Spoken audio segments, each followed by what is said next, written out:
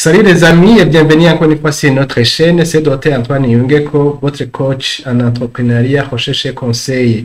J'ai un doctorat en entrepreneuriat international et je suis aussi un entrepreneur. Je dirige un cabinet de consultance qui s'appelle Era Consult, un cabinet qui a été créé en 2011 et qui œuvre dans le domaine de renforcement des capacités, des audits, l'assistance comptable et fiscale, l'analyse des données et la planification stratégique.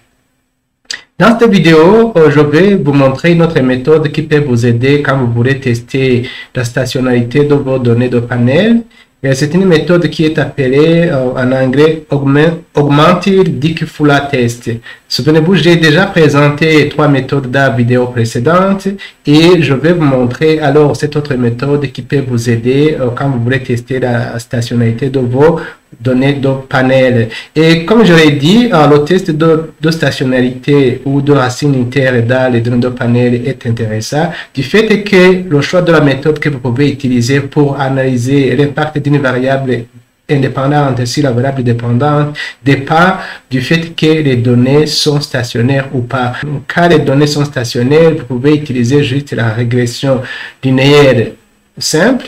Mais quand, par contre, les données ne sont pas stationnaires, vous pouvez utiliser d'autres méthodes, par exemple les modèles à effet fixe ou Fixed Effect Model ou les modèles à effet aléatoire ou Random Effect Model. Alors, voilà les données que nous allons utiliser. Ce sont des données qui ont été collectées sur le site de la Banque mondiale. Et ces données concernent 32 pays de l'Afrique subsaharienne. Et les variables pour lesquelles nous cherchons à analyser, ce sont les variables en rapport avec la croissance du PIB ou du produit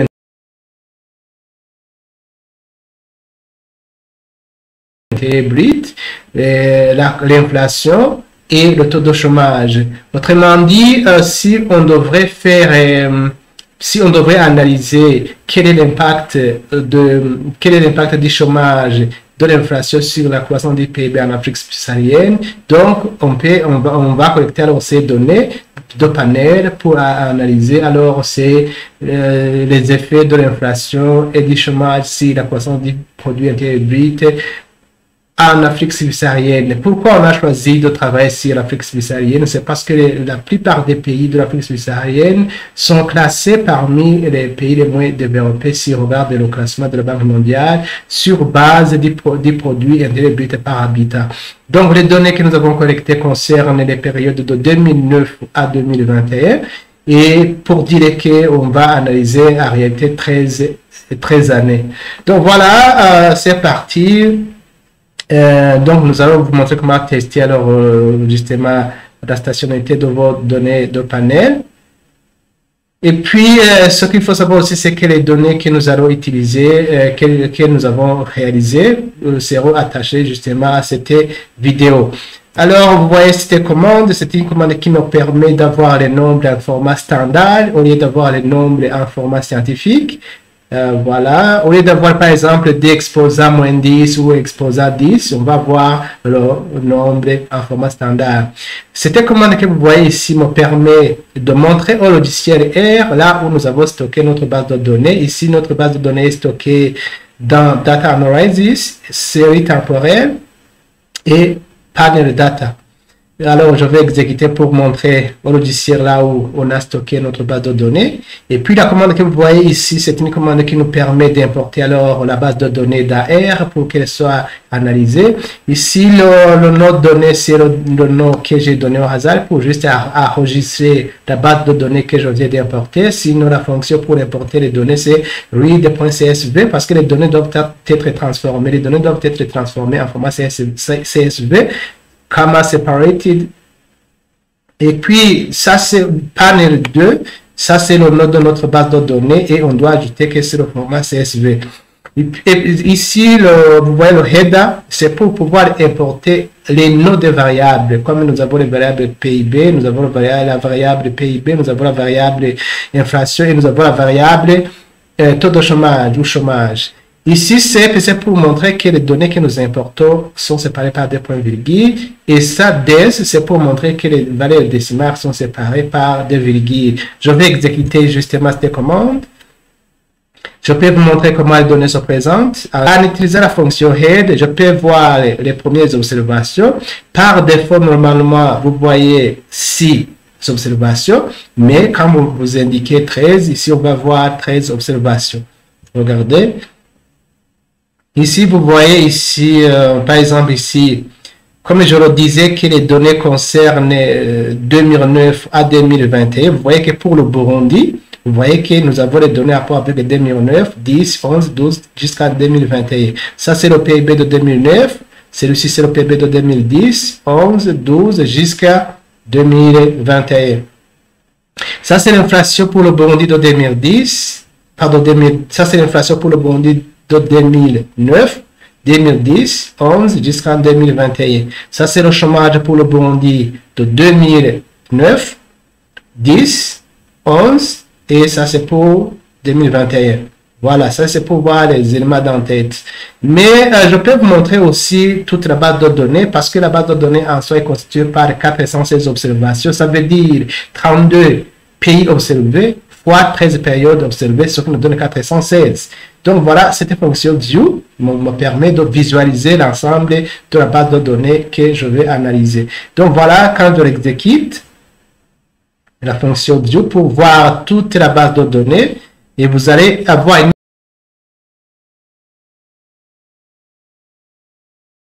idée comment alors vous, si vous serez en train de travailler sur les données de panel, comment vous allez disposer vos données de panel. Donc vous voyez que tout d'abord je commence à relever les données concernant un pays, ici par exemple c'est le Burundi, et puis je vais relever les données qui concernent un autre pays pour la même période. Ici, vous voyez que ça, c'est Congo République. Vous voyez que je correcte jusqu'en 2021.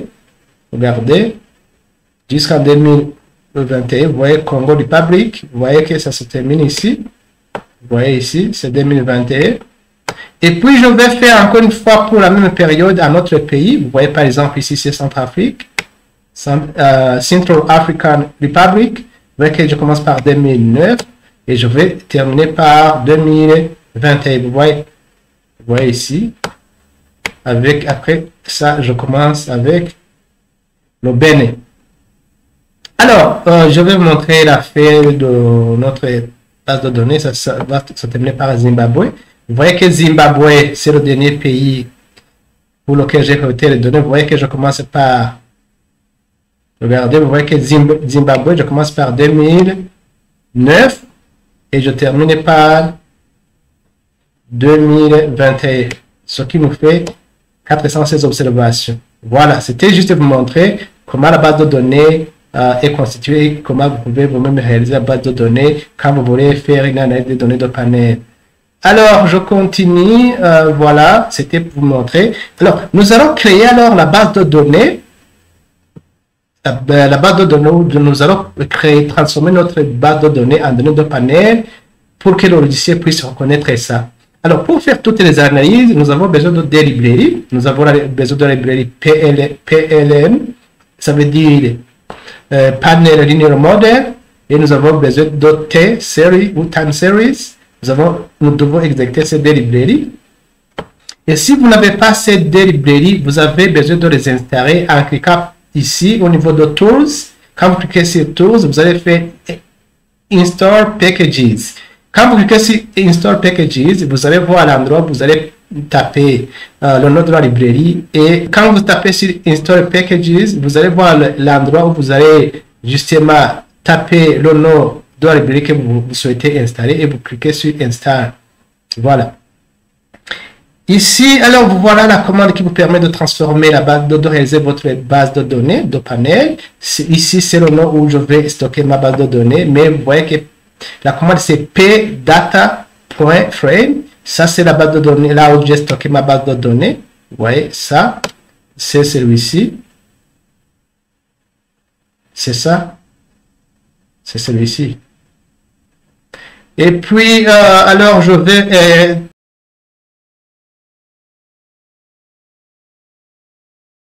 indexer, je vais créer une colonne qui permet d'indexer à chaque pays la période. Par exemple, le Burundi, On va voir le Burundi 2009, Burundi 2010, Burundi 2011, Burundi 2012, etc. jusqu'en 2021. Donc, c'est cette commande-là qui nous permet de transformer ou de créer la base de données en données de panel ou transformer ma base de données en données de panel. Voilà.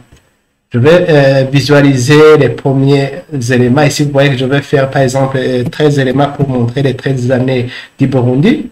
Je vais faire le head. Voilà. Ici, vous voyez, par exemple, c'est le Bénin. Vous voyez que Bénin commence par 2009 jusqu'en 2021. Donc, voilà, je viens de créer la base de données de panel pour le cas de ma base de données. C'est une fonction que vous devez réaliser avant de procéder à l'analyse. Alors, nous allons utiliser le test de Dickey-Fuller Augmented Test pour justement réaliser l'analyse de la stationnarité ou de racine unitaire, l'existence de racine unitaire dans ma base de données de panel. Alors, l'hypothèse nulle, toujours il faut savoir l'hypothèse nulle que vous allez tester, c'est qu'il y a la racine unitaire dans la variable que je serai en train d'analyser. Ce qu'il faut savoir, c'est toujours l'hypothèse nulle, parce que soit vous acceptez l'hypothèse nulle, ou vous rejetez l'hypothèse nulle, dans lequel cas vous maintenez l'hypothèse alternative. Alors, pour le cas de stationnarité, pour le cas de la test de stationnarité, l'hypothèse nulle, c'est qu'il y a la racine unitaire dans la variable que vous analysez, ou la variable que vous analysez n'est pas stationnaire. Donc, ça veut dire vous avez besoin de faire la différenciation pour rendre votre variable stationnaire. Alors, autre chose qu'il faut retenir, c'est le pseudo-significativité. C'est le pseudo-significativité qui vous permet de rejeter ou d'accepter votre hypothèse nulle.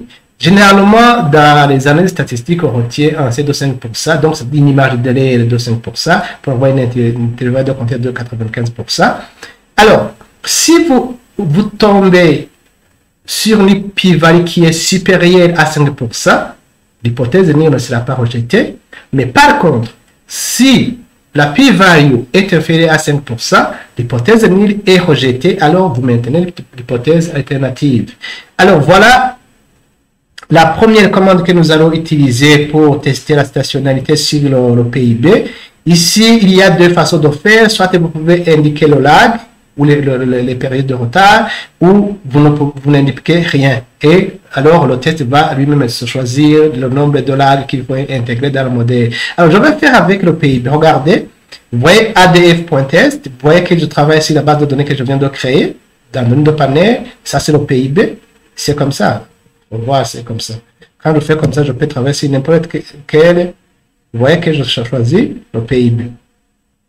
Et puis alors, j'indique le lag. Ici, j'ai pris 2, mais vous allez voir justement qu'on peut ne pas indiquer le lag et le lag va être choisi par la machine. Vous voyez que la p-value est inférieure à 5%, donc on rejette l'hypothèse nulle disant qu'il y a la racine unitaire pour dire que les données sont stationnaires. Vous voyez, au niveau du lag, vous voyez qu'on a utilisé deux lags parce que c'est ça que j'ai indiqué.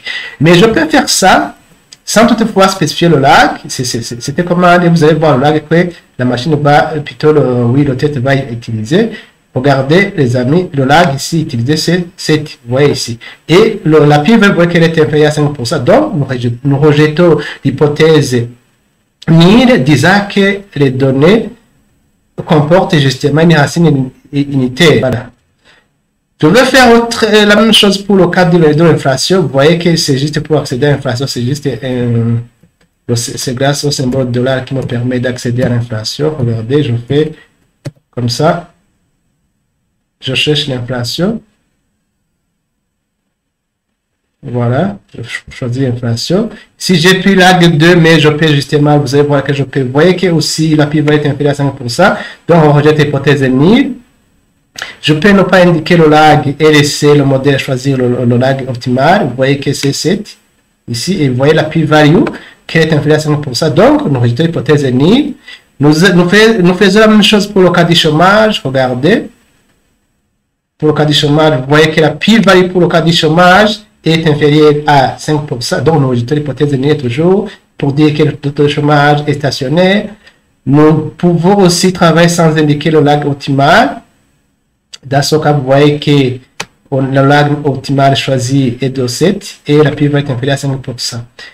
vous avez suivi la vidéo à rapport avec le test de stationnarité pour le cas des données de panel que j'ai déjà présenté, c'est la vidéo précédente, vous avez vu que les trois méthodes convergeaient sur le fait que le chômage n'était pas stationnaire.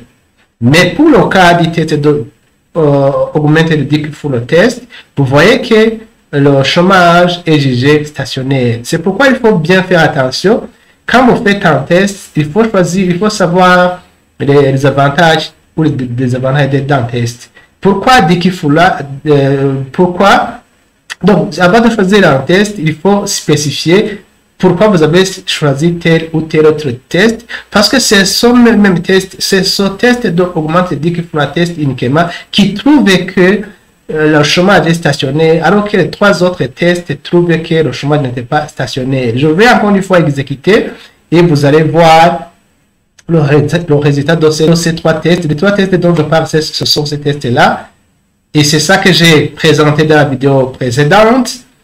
Alors, je vais exécuter, par exemple, le premier se pose au niveau de l'inflation. Je vais uniquement travailler sur l'inflation. Je vais commencer par celui-ci, Levin Lee Chung Unit Root Test. Je vais travailler sur le taux de chômage parce que c'est celui-là qui pose le problème. Voilà. J'avais fait ça dans la précédente vidéo.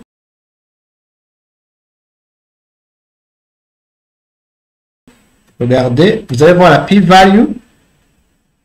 Regardez, quand j'exécute ce test, vous voyez que la p-value est supérieure à 5%. Donc, l'hypothèse de stationnarité n'est pas projetée. Je vais aussi faire la même chose pour le cas en utilisant le test de Madala ou Unit Load Test. Je travaille sur l'inflation et vous allez voir aussi qu'avec ce test, la p-value est supérieure à 5%. Regardez. Et vous voyez aussi que ce test de Madala ou Unit Load Test ne rejette pas le fait qu'il y a la racine unitaire dans l'inflation. Plutôt dans le taux de chômage, ne rejette pas le fait qu'il y a la racine unitaire ou que la donnée chômage n'est pas stationnaire si on regarde ce test. On va utiliser le test de Im-Pesalan Shin Unit Root Test. Et aussi, on va voir qu'on ne parvient pas à rejeter l'hypothèse nulle. C'est pourquoi je vous dis qu'il faut faire attention. Si vous choisissez un test, vous allez justifier le choix d'un test. Et si surtout, il y a plusieurs tests. Vous voyez aussi que l'hypothèse nulle de racine unitaire n'est pas rejetée. Alors que le test d'augmenter de decay full a indiqué que les données, le chômage est stationnaire. Donc voilà, c'est ça que je voudrais vous montrer. C'est ça que je voulais vous montrer. Voilà. Je pense que ça peut contribuer justement à l'amélioration de vos connaissances dans la façon dont vous pouvez analyser les données de panel. Et puis, je vais continuer avec les données de panel. Si vous n'êtes pas abonné sur notre chaîne, je vous invite à vous abonner à notre chaîne pour ne pas rater les prochaines vidéos.